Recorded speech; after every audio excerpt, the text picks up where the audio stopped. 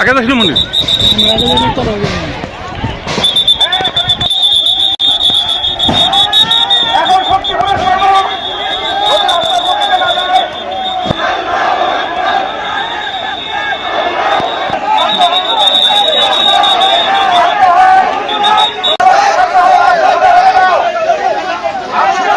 এই 12টার দিকে সংবাদ পাই যে এই সোলাকুড়া ব্রিজের এখানে দুই পক্ষ গ্রামবাসীর মধ্যে মারামারি লাগছে। আমরা দ্রুত ঘটনাস্থলে আসি, এসে তাদেরকে বুঝাইয়া নিবৃত করার চেষ্টা করি। দেখা গেছে যে এক পক্ষকে নিবৃত করলে আরেক পক্ষ আগে আসে।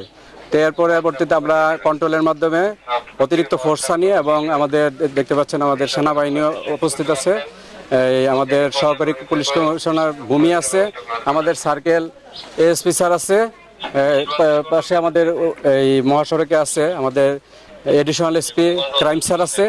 তো আমরা সবাইকেই নিবৃত করার চেষ্টা করছি। ভাঙচুর, দোকানপাট ভাঙচুর হয়েছে। তো বর্তমানে পরিস্থিতি স্বাভাবিক আছে। শুনেছি একটা দরবার সালিশকে কেন্দ্র করে উভয় পক্ষের মধ্যে উত্তেজনা দেখা গেছে।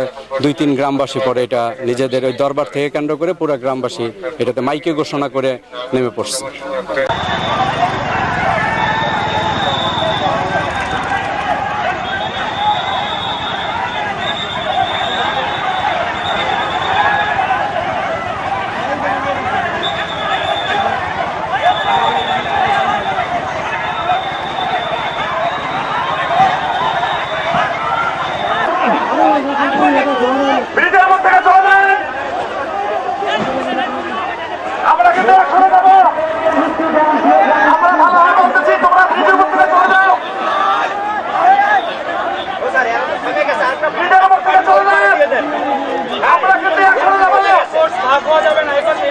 আপনার এই সাইডে তো এদিকে ছিল, ওই সাইডে ওইদিকে ধরে নামাতে লেগে যায়।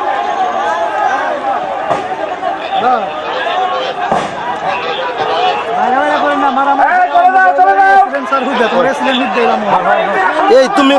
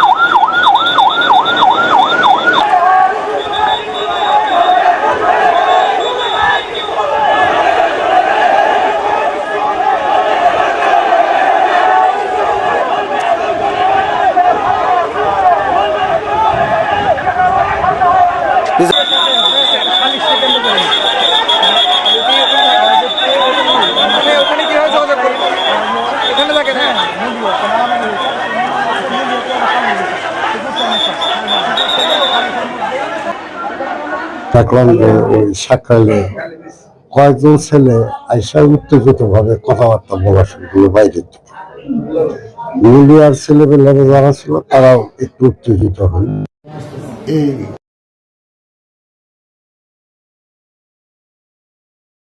কথা না, আমার চিনে সবাই।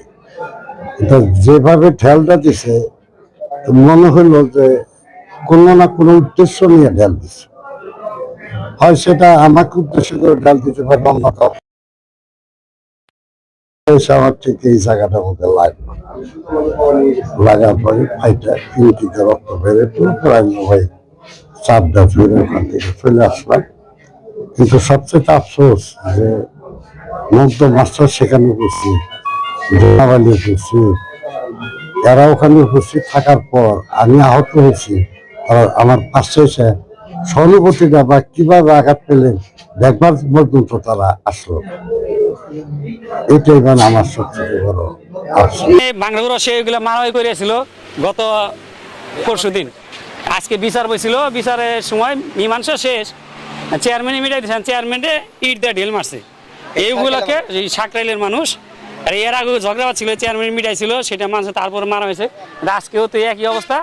তার কারণে এখন আমাদের যে এই পাশে গ্রাম ছিল, পরে ওই গ্রামের আর কি ঝুঁক দিয়েছে মারামারি করার জন্য। ওরা তো মাইক মারছে, মারামারি ছিল, এই মারামারি থেকে সালিশ রাখছে, এই সালিশের পরিপ্রেক্ষিতে বলে এইটা হয়েছে।